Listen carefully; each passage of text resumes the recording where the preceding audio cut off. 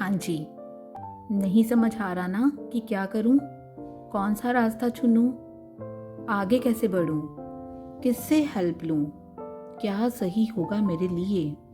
Means there is too much confusion. So आज हम यहाँ पर इसी के बारे में बात करेंगे, life confusions. Hello everyone, myself is Pooja and you are welcome to perfect containment.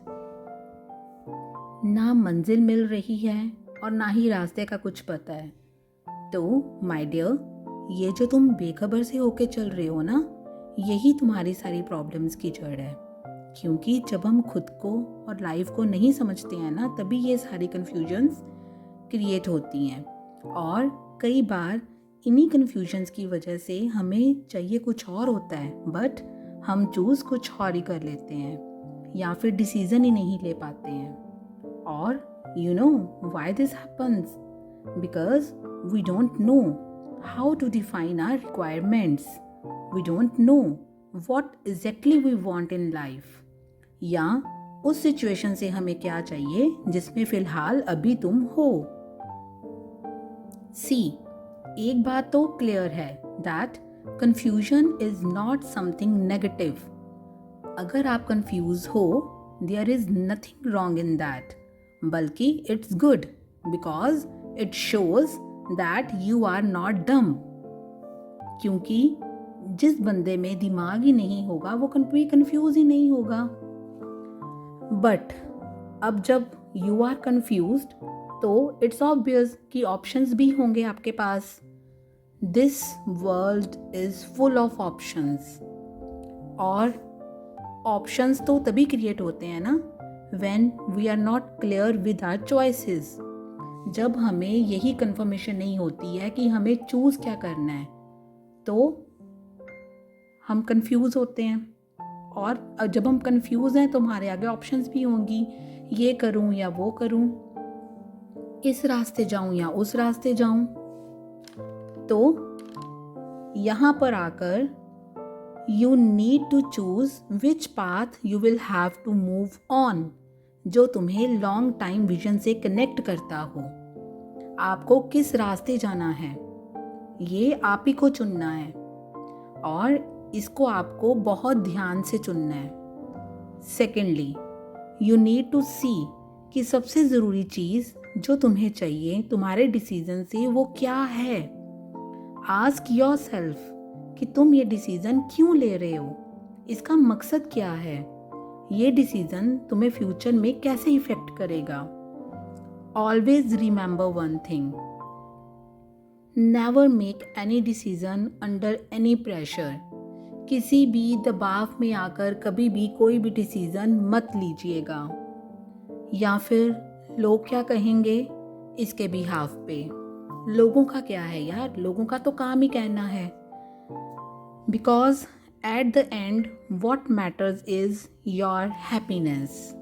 क्योंकि अगर तुम अंदर से ही खुश नहीं हो उस काम को करके, तो that will effect at every stage of your life. मेरे लिए क्या सही होगा, तुम्हारे इस क्वेश्चन का आंसर सिर्फ तुम ही दे सकते हो। डोंट मिसअंडरस्टूड योर सेल्फ कि कोई दूसरा तुम्हारी प्रॉब्लम या सिचुएशन को समझकर तुम्हें एक सही सोल्यूशन दे सकता है। Always rely on your self, respect your decisions, don't be scared कि क्या होगा। अगर मेरा डिसीजन गलत हुआ तो फिर क्या हो गया। अगर डिसीजन गलत है तो it hardly matters, nothing wrong in that. Learn to take risk in life, just be careful in analysing the things. घबराओ मत, यू आर नॉट अलोन।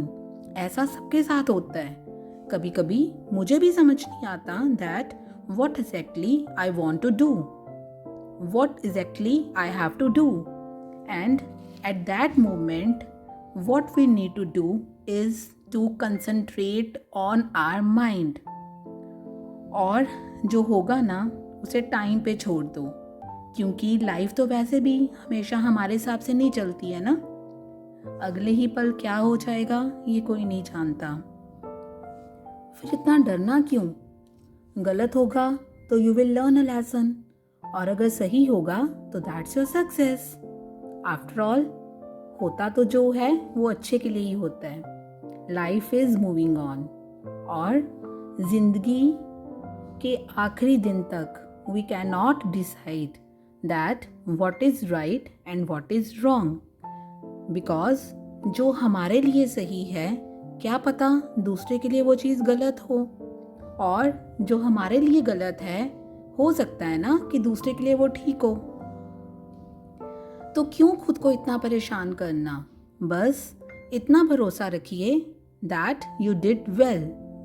और हाँ, जब तक हम लाइफ का रियल मीनिंग ढूंढ लेते हैं ना, जब भी at any stage of your life, जब भी जिस पॉइंट पर आकर आपको लाइफ का रियल मीनिंग पता चल जाता है ना, तो फिर ये सारा डर, हर तरह की ऑप्शंस, ये सब अपने आप ही ख़त्म हो जाता है।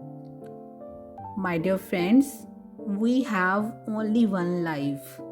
So, just listen to yourself, your soul, your mind. Learn and grow. Make a change if it feels right.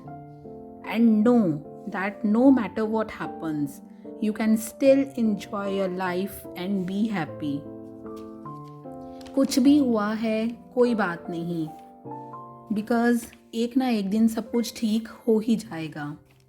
Someday everything will make perfect. So for now, laugh at your confusions, smile through the tears, and keep reminding your self that everything happens for a reason.